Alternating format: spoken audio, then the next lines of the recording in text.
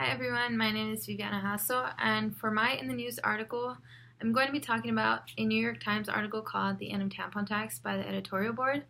I chose this article because it was something I hadn't heard of before, and I thought it would be a great issue to talk about. This article states that necessities such as food and medical supplies are in fact exempt from sales taxes in most states, while unfortunately sanitary items such as pads, panty liners, and tampons are not. This movement started about after two members of the California State Assembly, Cristina Garcia and Ling Chang, introduced a bill in January to make tampons and pads exempt from sales taxes in their state, which then gained national attention.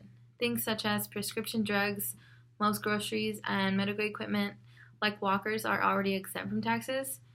The article states that the California's bill would remove a tax that unfairly penalizes women who already only make 79 cents for every dollar men earn.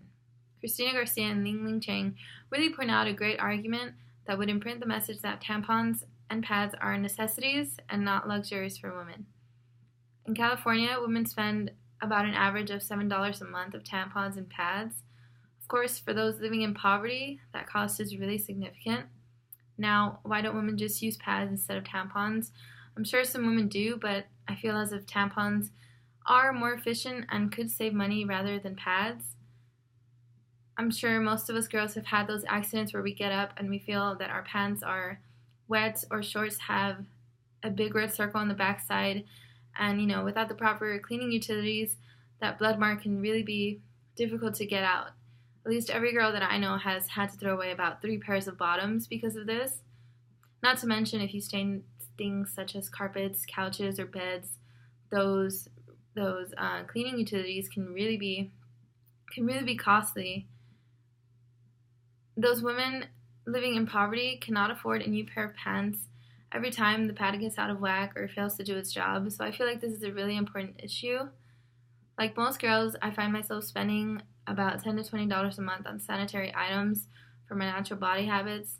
I'm not going to go into detail about that, but sometimes I have to put something back on the rack like new razors or fruits because I cannot choose something else over these sanitary items. They're just too important. States like Minnesota, Pennsylvania, New Jersey, Maryland, and Massachusetts are already exempt feminine hygiene products from sales taxes. The article even stated that a YouTube star, Ingrid Nelson, had an interview with former President Obama in which he states that women should work together to get those taxes removed. However, even without sales taxes, tampons and pads still might be unaffordable for some. In New York, the article states that Julissa Federas Copeland, a city council member, is working on legislation to require that all public schools provide free tampons and pads in restrooms. I think getting rid of these taxes on feminine hygiene is a really important step towards making them affordable for everyone. I believe this would really help women in not only saving money, but also helping them feel equal and not feeling like something natural is such a burden.